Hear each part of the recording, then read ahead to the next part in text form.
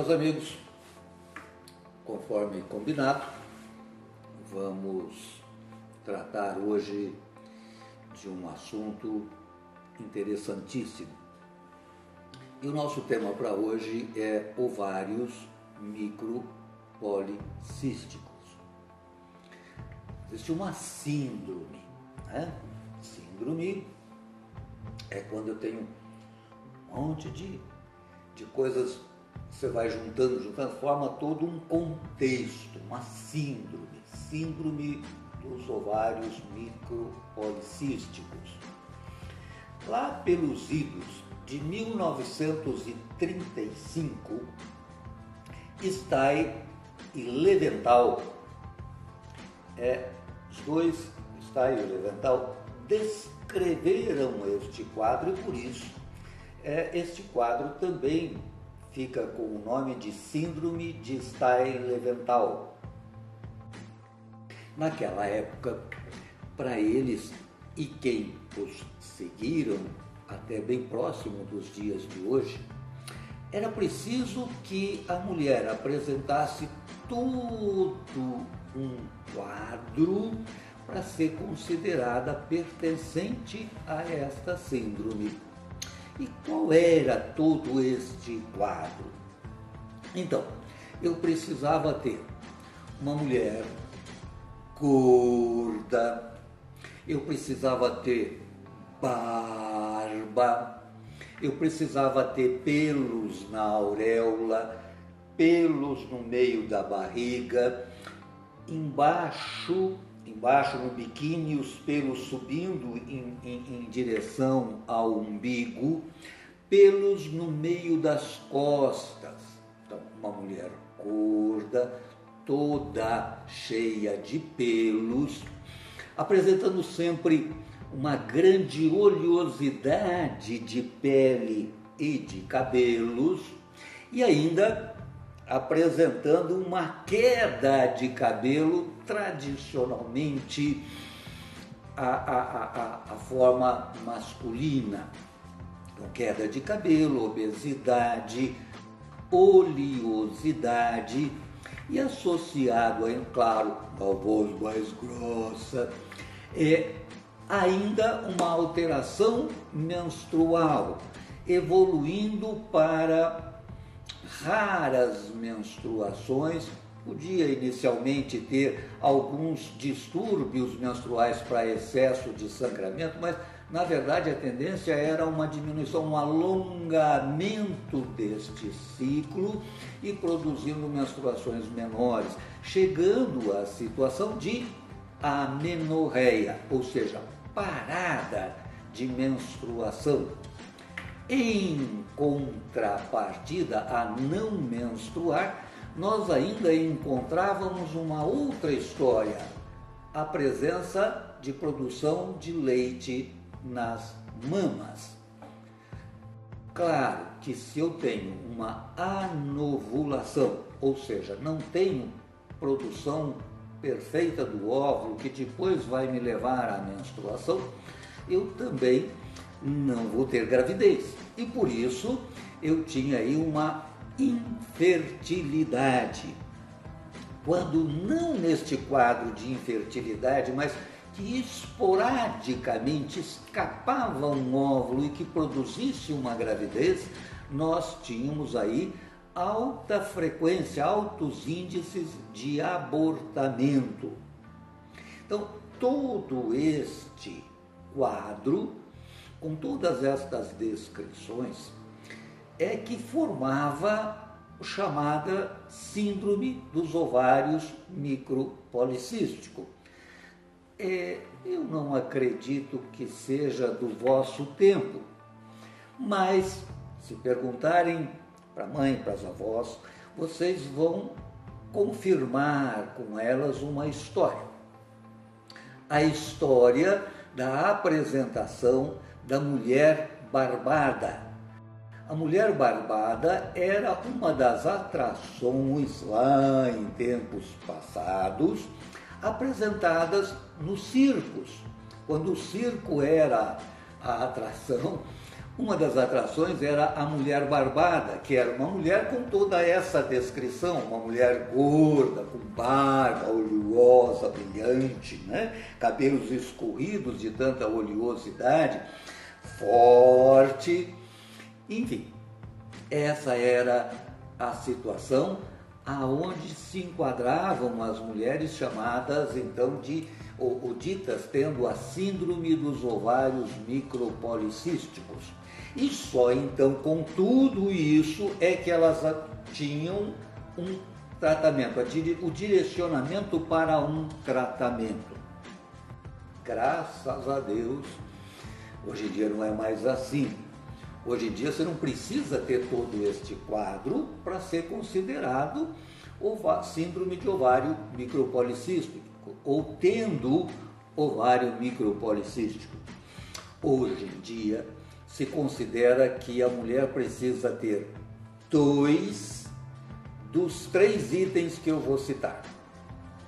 Ela precisa ter poucas ou nenhuma menstruação, então óligo ou amenorreia. Um outro item é androgenismo, sinais androgênicos, tipo, precisa ser barba, uma costeleta que desce um pouco mais, um buço aqui debaixo do queixo, em volta da auréola, penugens evoluindo para alguns pelinhos mais escuros, a linha média da barriga, no púbis, que na mulher normalmente é um triângulo voltado para baixo, esse triângulo tende a fazer como do homem, um losango indo ao umbigo, tende. Se a gente olhar logo acima da nádega, nas costas, nós vamos ver a presença de uma linha de pelos mais escuros. Esse androgenismo, evidentemente, como é hormônio masculino, em maior quantidade ou ação, agindo nesse corpo da mulher, nós vamos ter todos os seus quadros, tipo, por exemplo, espinhas, a acne, né? Oleosidade, vão ter queda de cabelo, assim como vão ter cabelo onde não é comum na mulher. Bom, então androgenismo, hiperandrogenismo, aumento de sinais, sintomas masculinizantes.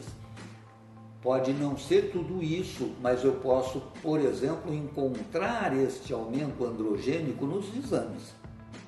Não tendo todos os sinais, não precisa chegar a ter esses sinais todos. Pequenos indícios, um começo, algo que lembra. Ou terceiro item, um ultrassom que me mostre microcistinhos na borda dos ovários.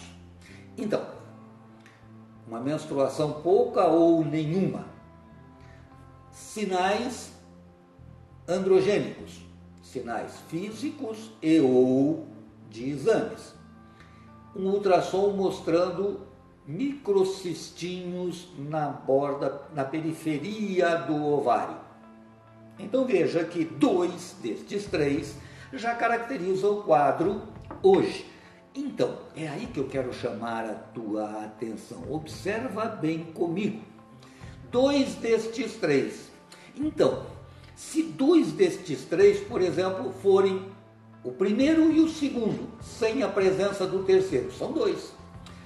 Então, se eu tiver uma menstruação pequena, poucas menstruações, não na quantidade, distancia uma menstruação da outra, tá? Distancia, ou sem menstruação, e eu ainda encontrar uma penugem, eu encontrar acne, um aumento de oleosidade, então eu tenho sinais androgênicos aumentados. São 2, não são? Sinais androgênicos, uma amenorreia, uma falta de menstruação.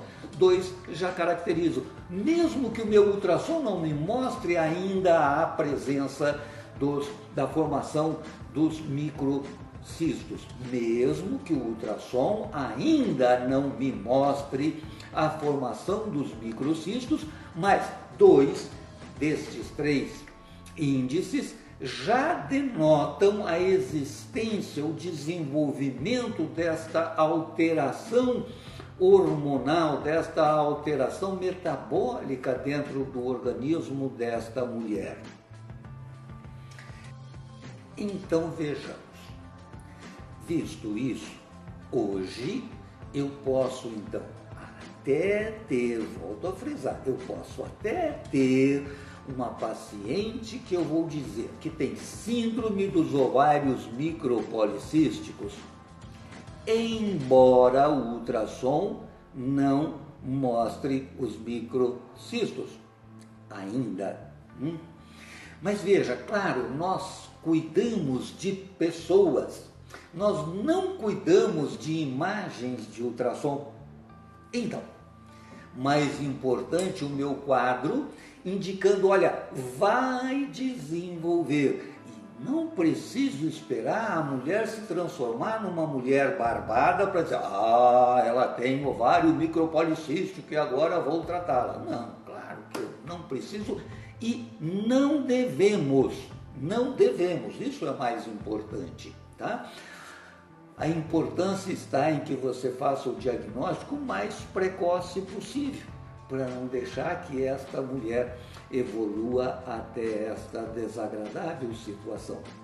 Sabemos ainda que esse quadro é de tendência genética, embora ainda não se tenha descoberto qual é o gene que está ligado a ele, mas sabe-se que é de tendência genética, ou seja, quando eu tiver uma mamãe apresentando este quadro, nós devemos estar redobrando a atenção com as filhas desta mamãe, porque é muito provável, é muito mais tendente que estas filhas venham a apresentar este mesmo quadro. Que, claro, nós não queremos o quadro estabelecido nas suas manifestações totais.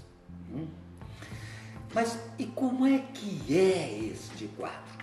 Como é que funciona lá dentro? Porque até agora nós falamos de coisas visíveis. Falamos de acne, falamos de oleosidade, falamos de queda de cabelo da cabeça, mas aparecimento de cabelos aonde não é local esperado de ser encontrado na mulher.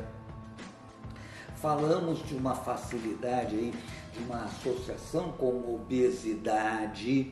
Falamos de falta de menstruação, mas isso tudo são sinais visíveis. Vamos conversar um pouquinho de como é que isso vai lá dentro e que a gente não está vendo. Vocês vão ver que durante a fala nós vamos em vários momentos ter a formação daquele, uma coisa recomeça na outra, que recomeça na outra, bola de neve. Uma reabastece o começo, que reabastece o começo e que começa tudo de novo e assim por diante. Sempre na tendência de manter o quadro. Vamos observar isso no decorrer da apresentação da fisiopatologia deste quadro. A gente tem que começar em algum lugar. Vamos começar imaginando assim, no tecido gorduroso. Todos nós temos um tecido gorduroso, que pode ser menor ou pode ser maior se eu for obeso, mas todos nós temos um tecido gorduroso. Quanto maior este tecido gorduroso, maior vai ser este acontecimento. Qual? Existe uma enzima, e essa enzima tem o nome de aromatase. A aromatase faz uma conversão. Esta conversão, essa transformação, de testosterona e ela converte em estradiol. Ela ainda converte a androstenediona em estrona, ou seja, uma conversão de hormônios masculinos para hormônios femininos. Então, a aromatase faz no tecido gorduroso uma conversão de hormônios androgênicos para hormônios femininos, estrógeno e estrona. Então, tendo esta conversão, o organismo desta mulher vai ter estrógenos na forma de estrona e na forma de estradiol. Vai ter estrógenos e que não vão ser de baixa intensidade, não, vai ter uma boa taxa de estrógenos. Só que eu não tenho um pico de estrógenos. Eu tenho uma quantidade grande e mantendo. Não faz um pico. Eu precisaria fisiologicamente ter um pico de estrógeno para desencadear lá no meio do estrógeno. Não tenho um pico de estrógeno, eu tenho uma grande quantidade, mas constante. Esta grande quantidade constante não vai desencadear um pico de LH, mas sensibiliza os indutores da gonadotrofina, sensibiliza o hipotálamo, estimulando a hipófise a produzir LH. E ela vai produzir o LH por causa deste estímulo hipotalâmico. E ao produzir o LH, nós vamos ter então LH. Vamos ter bastante LH ou pouquinho? Vamos ter bastante, porque eu tenho bastante estrógeno estimulando ou fazendo feedback lá no hipotálamo. Eu vou ter bastante LH, mas que não chega a ser um pico de LH. Eu vou ter bastante, mas não vou ter um pico de LH. Ora, mas tendo então a presença de uma quantidade de hormônio luteinizante alto e constante, esse hormônio luteinizante, ó, a primeira voltada, hein? Esse hormônio luteinizante induz lá no estroma ovariano a produção de andrógenos. Então eu vou ter a indução da produção de testosterona e de androstenediona. Pronto, eu reabasteci o meu quadro, porque são esses dois que vão continuar estimulando o hipotálamo, que estimula a hipófise, que produz o LH e que está aumentado, mas não chega a ser um pico. Ele está aumentado, mas não faz o pico ovulatório. E aí eu reabasteço. Ao reabastecer, ao manter esta condição, eu tenho a mantença então de uma alta taxa androgênica. A alta taxa androgênica atua no receptor de insulina e faz com que a ação do receptor de insulina seja diminuída. E o meu receptor de insulina, então, vai produzir pouca reação à insulina, ou seja, não vai responder à insulina, embora ela esteja ligada a este receptor. Isso vai fazer com que o pâncreas produza mais insulina e nós vamos para um quadro de hiperinsulinemia, que é o quadro de resistência à insulina, que quando não cuidado, mais lá na frente vai chegar ao diabetes tipo 2. Mas então aqui eu tenho uma hiperinsulinemia.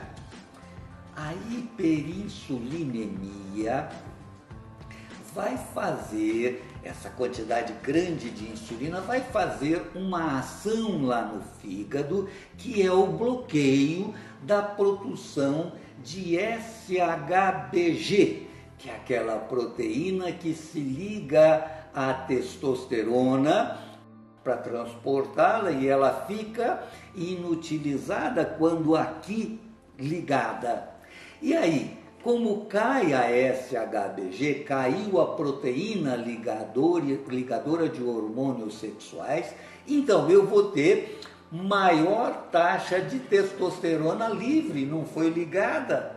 Diminuiu o SHBG, eu tenho testosterona livre a mais. E a testosterona livre a mais, olha, reabastecemos de novo lá o começo. Eu tenho testosterona para virar estradiol, androstenediona para virar estrona, que vai sensibilizar o hipotálamo, que vai estimular a hipófise, que vai aumentar o LH, que reestimula tudo isso. E o androgênio a mais vai produzir a hiperinsulinemia, que lá no fígado, de novo, vai baixar a SHBG, que vai deixar testosterona livre, ficando maior taxa de testosterona. Nós sabemos que a testosterona se converte por uma enzima chamada 5-alfa-redutase, dependendo de onde nós estivermos, 5-alfa-redutase A ou 5-alfa-redutase B, ela se converte em dehidrotestosterona. E a dehidrotestosterona é quem regula oleosidade, é quem vai estar induzindo a uma maior produção na glândula sebácea e que vai fazer com que se aumente a quantidade de aparecimento de acne. Então eu vou ter acne, espinhas, eu vou ter aumento de oleosidade. Mas também a dehidrotestosterona vai fazer dois papéis inversos dependendo do local. No couro cabeludo vai fazer queda de cabelo, e aonde não é normal para a mulher vai fazer o aparecimento, o desenvolvimento de pelos, buço debaixo do queixo, cavanhaque. Aqui nós vamos ter um alongamento da pilosidade em volta das auréolas, no meio da barriga e assim por diante. Então, a dehidrotestosterona agindo aí vai fazer na mulher, claro que a mesma coisa que ela faz no homem.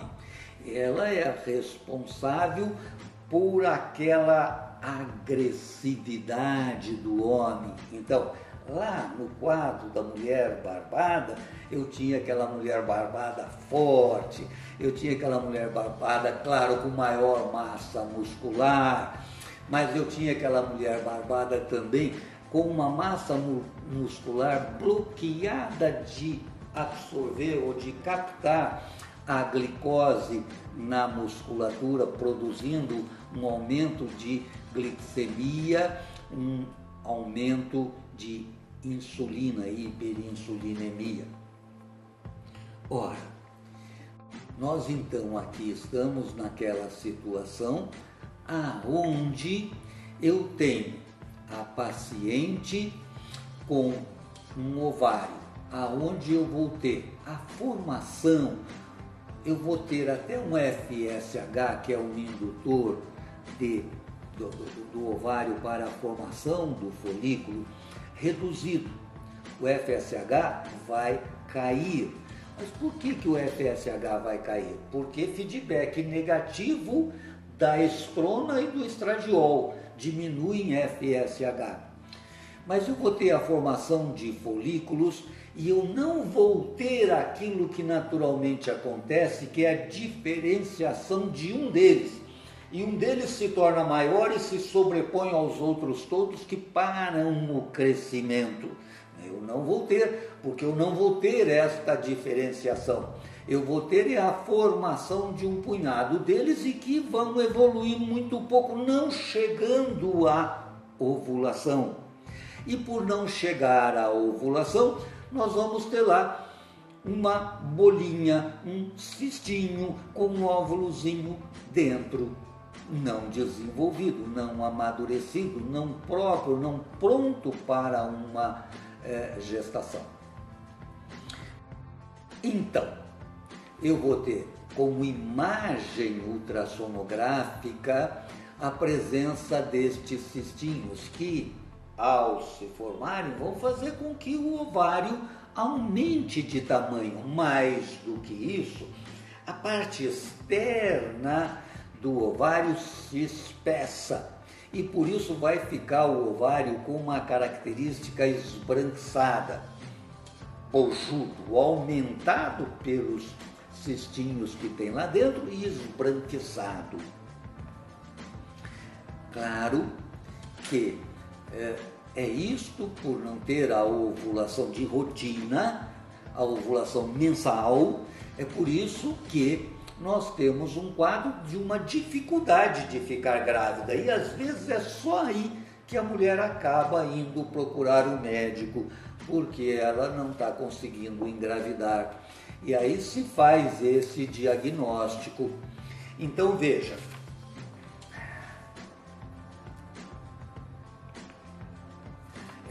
fitoterápico, o que me perguntam aqui, nós vamos falar de tratamento já, só um instantinho, vamos devagar.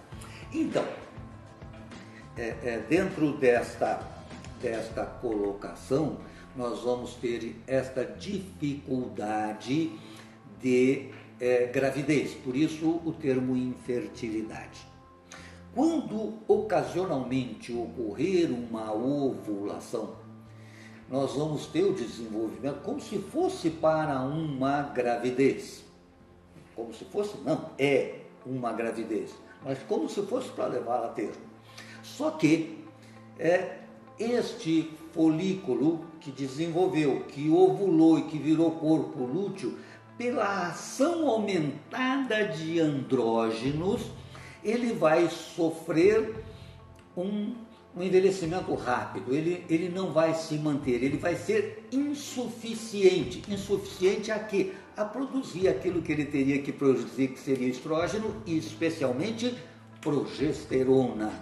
E essa falta de progesterona é que vai levar ao aborto frequente, ao aumento de incidências de aborto quando ocorre a gravidez dentro deste quadro. Agora, nós temos ainda uma outra condição, a hiperinsulinemia, associada a aumento de andrógenos, vai fazer uma ação interessante, que é uma ação sobre lipídios, e vai fazer com que lipídios de baixa densidade, LDL, tenha uma redução de tamanho, diminuam de tamanho e por isso fiquem com uma maior densidade. Redução, maior densidade. Esta maior densidade, independente de eu ter ou não um aumento, uma grande quantidade de colesterol, independente de ter ou não, este aumento de densidade aumenta a frequência de doenças cardiovasculares. E é neste sentido que eu quero lembrar a vocês que nós estávamos falando de uma hiperinsulinemia. E a hiperinsulinemia é uma condição que se associa a uma outra condição. Qual é? Ateromatose. Ateromatose, que claro, quando você fala ateromatose em qualquer artéria, inclusive nas artérias coronarianas. Mas veja que toda essa descrição que nós fizemos foi uma descrição que falou da presença, e que não era em quantidade pequena, de estrógenos do tipo estrona e estradiol. Falou-se de um LH de produção aumentada e contínua sem fazer um pico. e falou do feedback que baixa FSH. Por isso, se eu fizer a relação LH-FSH, FSH diminuído, LH mantido, constante e aumentado, esta relação já vai me indicar esta patologia, esta situação, porque ela vai ficar alterada do normal. Mas independente disso, ainda eu quero chegar com vocês é que em tudo isso que nós falamos, não houve ovulação. Onde é que ficou a progesterona? Não ficou. Nós não tivemos progesterona. E aqui eu quero fazer um parênteses. Deixa o quadro de ovário micropolicístico e vamos para uma mulher em fase fértil com os seus ciclos menstruais normais.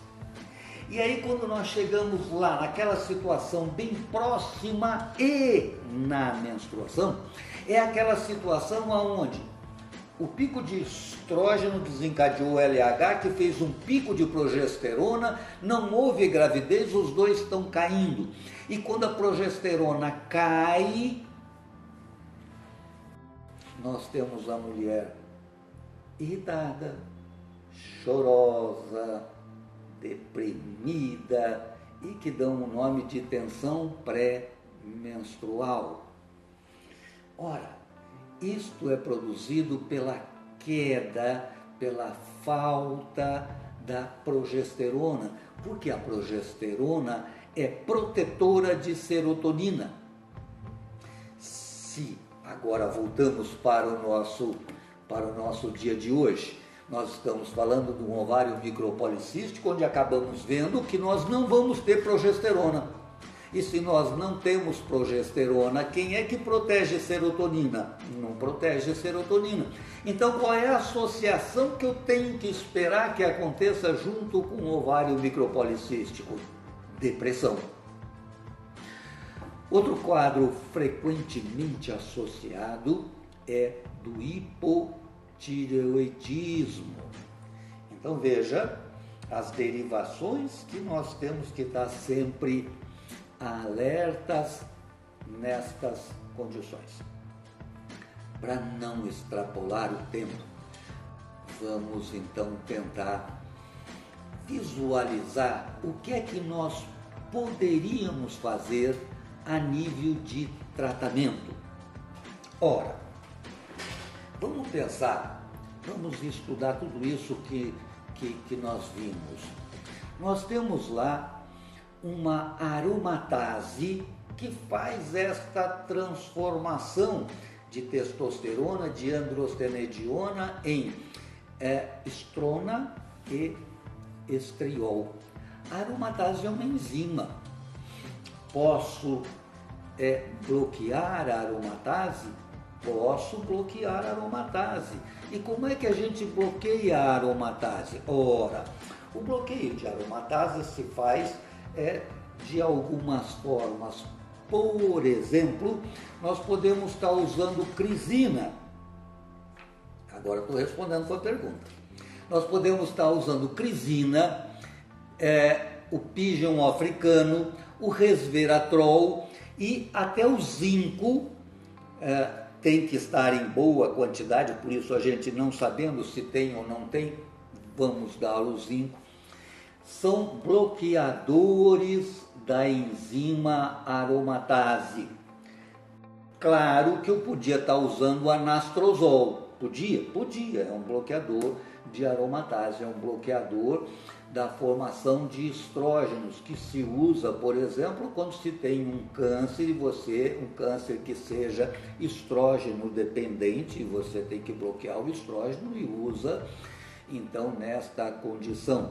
O anastrozol, então, usado para bloquear a aromatase, para que nós não tenhamos a formação de estrógeno. Tudo isso que dissemos aqui, podemos estar fazendo. Mas não foi só a aromatase que nós vimos agindo. A aromatase ia transformar andrógenos em estrógenos.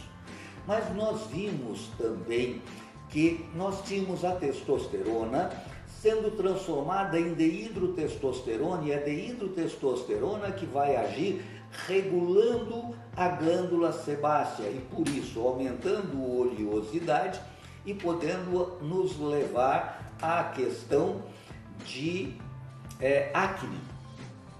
Ainda é a dehidrotestosterona que vai regular a questão de pelos ou de queda de cabelos. Ora, como é que a testosterona se transforma ou se converte em dehidrotestosterona? Através de uma enzima também.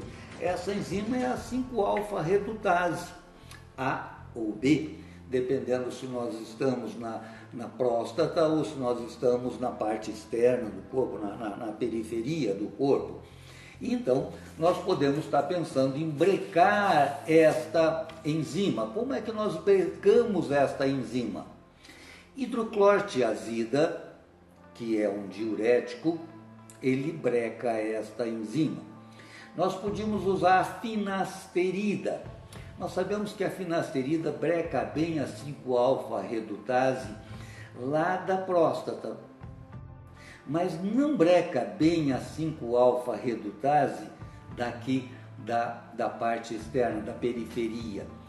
Mas, ao invés de usar a finasterida, nós poderíamos usar dutasterida. E a dutasterida breca muito bem tanto a 5-alfa-redutase A como a 5-alfa-redutase B. Nós ainda poderíamos usar sal-palmeto. Sal-palmeto vai brecar a 5-alfa-redutase, assim como o chá verde. Então veja, nós temos algumas formas fitoterápicas de estar brecando este quadro. Como é um quadro que não é uma única vertente, mas ele é multifatorial, nós temos que pensar nesse contexto todo. Continuando ainda, nós vimos dentro da descrição uma hiperinsulinemia, por diminuição da função do receptor de insulina, levando, claro, a uma glicemia, ou uma hiperglicemia, uma glicemia aumentada, que vai nos levar até a todas aquelas condições do açúcar, da glicose aumentada no sangue, que nós vamos ter uma derivação com aumento para o colesterol, que nós vamos ter uma autooxidação do próprio açúcar, nós vamos ter a glicose reagindo com proteína e fazendo glicação, e nós vamos ter então, veja, todo um quadro de formação de muito radical livre e que vai nos levar fatalmente a uma aterosclerose, além de outras condições. Bom, nós claro que vamos pegar esta nossa paciente e vamos colocá-la numa dieta de baixa quantidade de carboidratos. Mas além disso, vamos utilizar alguma coisa que nos facilite a entrada de glicose na célula. Então vamos usar uma metformina. Metformina, não esqueça, metformina deve ser utilizada, a metformina simples, chamando de simples, aquela que não é programada para ser absorvida a longo prazo. Por quê? Porque na hora que eu administro, o paciente vai usar, no momento da ação dela que joga a glicose para dentro da célula, está fazendo um break mitocondrial. No entanto, ela faz um feedback contrário ao final, um efeito rebote, e acelera a mitocôndria não só na sua função, como a própria biogênese mitocondrial com o efeito rebote. Mas eu preciso ter tempo de efeito rebote, porque se eu mantiver o paciente o tempo todo sobre a ação dela, eu não vou ter efeito rebote. Então eu não posso ter o uso de metformina de ação prolongada. Tem que ser metformina simples, aquela simplesinha de tudo. Bom, além de estar usando a metformina, nós vimos a questão da condição anovulatória e nós podemos evitar ou bloquear este quadro usando, por exemplo, um anticoncepcional oral.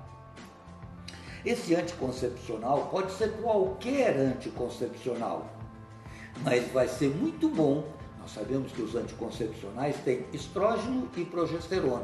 Então, vai ser muito melhor, vai ser muito bom se esse anticoncepcional a progesterona for ciprosterona. A ciproterona ela tem uma ação antiandrogênica e vai nos ajudar fazendo bloqueio androgênico. Ou, neste quadro, nós no passado tínhamos uma frequência muito grande de cirurgias para retirar os cistozinhos do ovário.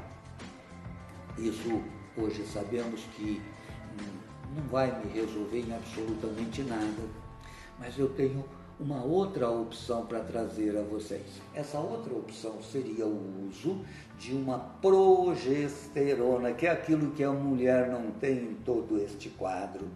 Uma progesterona em alta dosagem. E se eu usar uma progesterona em alta dosagem, ela vai baixar a FSH, ela vai baixar o LH, porque vai fazer feedback negativo, e eu vou deixar de ter aqueles estímulos todos do LH aumentado. Se eu tiver uma progesterona de altas doses, eu vou ter um bloqueio ovariano. Claro, não vai formar folículo, mas eu vou bloquear o LH e eu vou bloquear o FSH. Além do que eu vou estar protegendo a serotonina. Ora, vejam que é uma saída muito interessante, desde que esta mulher que eu esteja pensando em tratar não esteja desejosa hoje de ficar grávida. Porque tudo isso que eu falei até aqui é para alguém que não quer uma gravidez agora. Mas então, se eu tiver uma mulher que queira desejosa estar de uma gravidez agora, já, então aí é tudo ao inverso. Então aí eu devo estimular o acontecimento da ovulação, usando, por exemplo, um citrato de clomifeno, que vai estimular a ovulação para que eu possa ter o desencadear e o desenvolvimento de uma gravidez. Então, se eu quero uma gravidez, citrato de clomifeno. Mas se eu não quero uma gravidez, todos esses outros que nós falamos são indicados. Inclusive, indicado mesmo a associação destas coisas todas. Por exemplo, eu vou usar uma alta progesterona, tipo, por exemplo, uma eucometrina. Uma alta progesterona que vai fazer tudo isso que eu estava dizendo e ainda com um efeito antiandrogênico. Uma progesterona de efeitos antiandrogênicos que pode ser usada na forma colocada, implantada no subcutâneo e que tem ação por 6 meses. Ora, nesses 6 meses eu vou ter uma dosagem constante e alta desta progesterona, a eucometrina, e que ela vai fazer esta ação de baixar o meu LH e por isso interromper aquela história androgênica, e ela vai proteger a minha serotonina, além do efeito antiandrogênico. Vamos secar essa oleosidade, vamos melhorar esta acne. Então, muito interessante uma eucometrina. Essa a minha indicação. Associada, claro, vamos brecar 5-alfa-redutase, vamos brecar com uma crisina, com a aromatase, com zinco, tá? É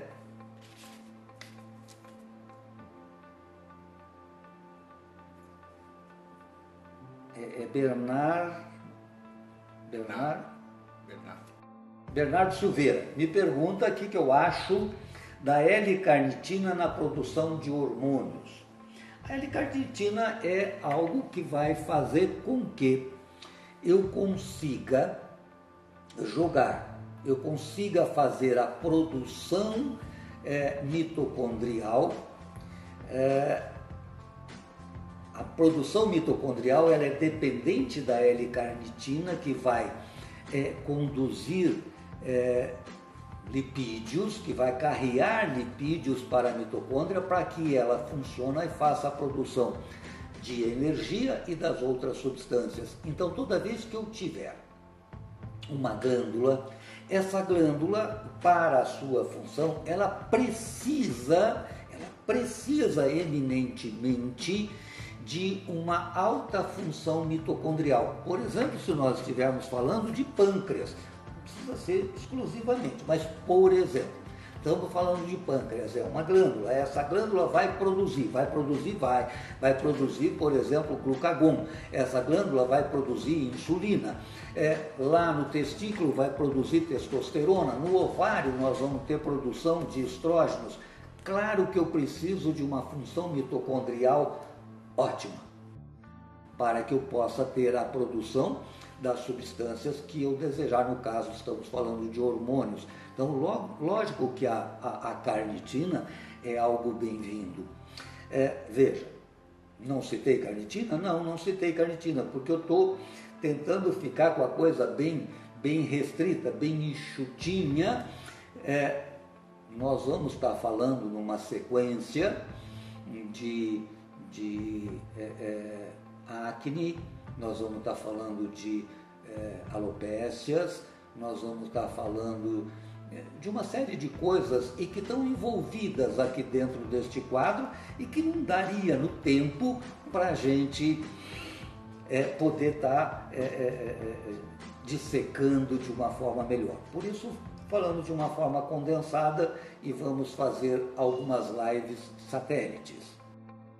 Gente, está avançado da hora e eu espero ter conseguido passar a vocês uma pincelada neste quadro dito síndrome de Steyr-Leventhal ou síndrome dos ovários micropolicísticos, com todos os penduricalhos que tem associados a este quadro, com todas as consequências e com todas as patologias que a ele se associam, no sentido de dizer para você, olha, nós precisamos estar atento e fazer e fechar esse diagnóstico e iniciar este tratamento, não quando a mulher já for uma mulher barbada, mas aqui, quanto antes, de preferência ainda, quando dos 3, o ultrassom ainda não estiver me mostrando o ovário micropolicístico, e aí você faz o diagnóstico